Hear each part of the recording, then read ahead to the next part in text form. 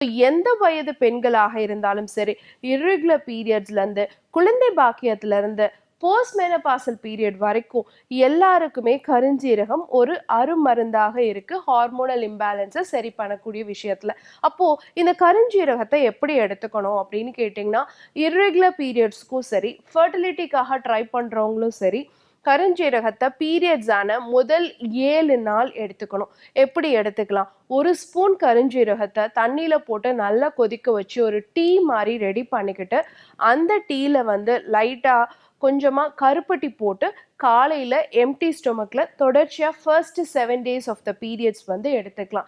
தொடர்ச்சியா irregular periods இருக்கு, பீரியட்ஸே வரல அப்படிங்கிறவங்க இதே டீயை ஒரு 48 டேஸ் எடுத்தா போதுமானது. அதுக்கப்புறம் படிப்படியா அவங்க சைக்கிள் வந்து ரெகுலேட் ஆக ஆரம்பிச்சிரும். இதுவே நாங்க தொடர்ச்சியா வெயிட் லாஸ்க்காக எடுத்துக்கணும், இல்ல இன்சுலின் ரெசிஸ்டன்ஸ் இருக்கு அதை கண்ட்ரோல் பண்றதுக்காக எடுத்துக்கணும், கொலஸ்ட்ராலை குறைக்கிறதுக்காக எடுத்துக்கணும் அப்படிங்கிறவங்க மத்தியானம் உணவுக்கு பிறகு கருஞ்சீரக பொடி ஒரு 1/2 ஸ்பூன் அளவு வந்து மோர்ல கலந்து எடுத்துக்கிட்டே வரலாம். இதுவும் சப்போர்ட்டிவாக இருக்கக்கூடியதா இருக்கும்.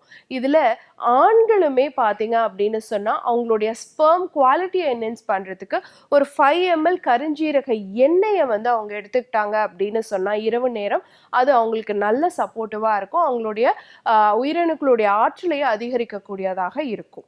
ஸோ குழந்தை பாக்கியத்துல இருந்து, இர்ரெகுலர் பீரியட்ஸ்ல இருந்து, வெயிட் லாஸ்ல இருந்து, உங்களுடைய ஹார்மோனல் இம்பேலன்ஸ் வரைக்கும் எல்லாத்துக்கும் சப்போர்ட்டிவா இருக்கக்கூடிய கருப்பட்டி சேர்த்த ஒரு கருஞ்சீரக டீ ரெகுலரா மார்னிங் எடுத்துக்கிறது உங்களுக்கு ரொம்ப சப்போர்ட்டிவா இருக்கும் அப்படின்னு நான் நினைக்கிறேன்.